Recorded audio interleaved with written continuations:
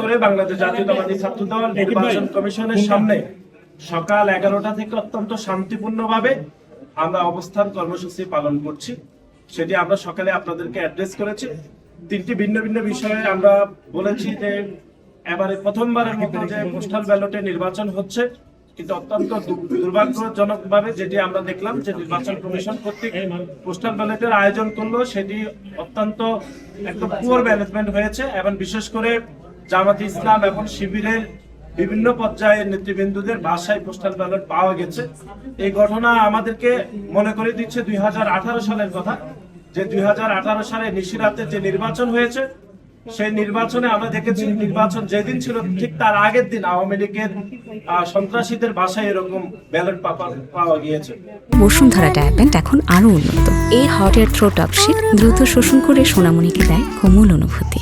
সুতরাং আমরা নির্বাচন কমিশনকে সে বিষয়ে অ্যাড্রেস করেছি। তারাও নিজেরাও স্বীকার করেছে যে পোস্টাল ব্যালটের বিষয়ে এক ধরনের পুয়ার ম্যানেজমেন্ট হয়েছে।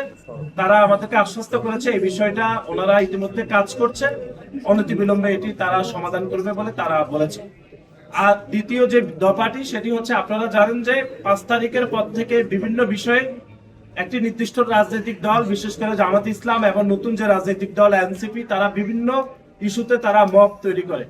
আমরা দেখলাম নির্বাচন কমিশন কোন সিদ্ধান্ত গ্রহণ করলে পরবর্তীতে তারা মব তৈরি করে সে সিদ্ধান্তকে পরিবর্তন করে দিচ্ছে। সেজন্য আমরা নির্বাচন কমিশনকে সুস্পষ্টভাবে বলেছি যে নির্বাচন কমিশন স্বাধীন একটি প্রতিষ্ঠান, সাংবিধানিকভাবে দায়িত্ব দেওয়া হয়েছে দেশের পক্ষ থেকে।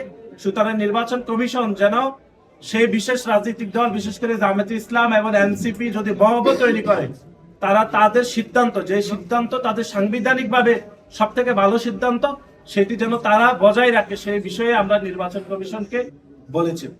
আর আরেকটি বিষয় যেটি আমাদের সভাপতি বলবেন সেটি হচ্ছে, আপনারা জানেন শাহজালাল বিজ্ঞান প্রযুক্তি বিশ্ববিদ্যালয় ছাত্র সংসদ নির্বাচনের বিষয়ে হচ্ছে শিক্ষা মন্ত্রণালয় থেকে এই মাসের 5 জানুয়ারি একটি চিঠি ইস্যু করা হয়েছে।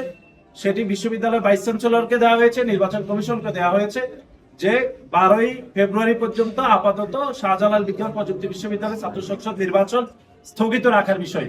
কিন্তু অত্যন্ত উদ্বেগজনক যে তথ্যটি, যেটি গণমাধ্যমে আসেনি, শাহজালাল বিজ্ঞান প্রযুক্তি বিশ্ববিদ্যালয়ের ভাইস চ্যান্সেলর সেই চিঠিটি নিজেই লুকিয়ে রেখে তার সহকর্মীকে সেটি প্রকাশ করেননি। অর্থাৎ শাহজালাল বিজ্ঞান প্রযুক্তি বিশ্ববিদ্যালয়ের বাকি যে অ্যাডমিনিস্ট্রেশন রয়েছেন, প্রভিসি সহ, তাদের কাছে সেই চিঠিটি তিনি প্রকাশ করেননি।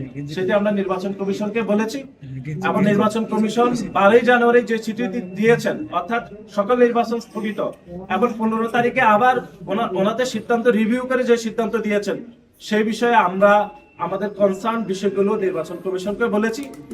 সকল বিষয়ে ওনারা আলাপ আলোচনা করবেন, আলাপ আলোচনা করে ওনারা সিদ্ধান্ত নেবেন।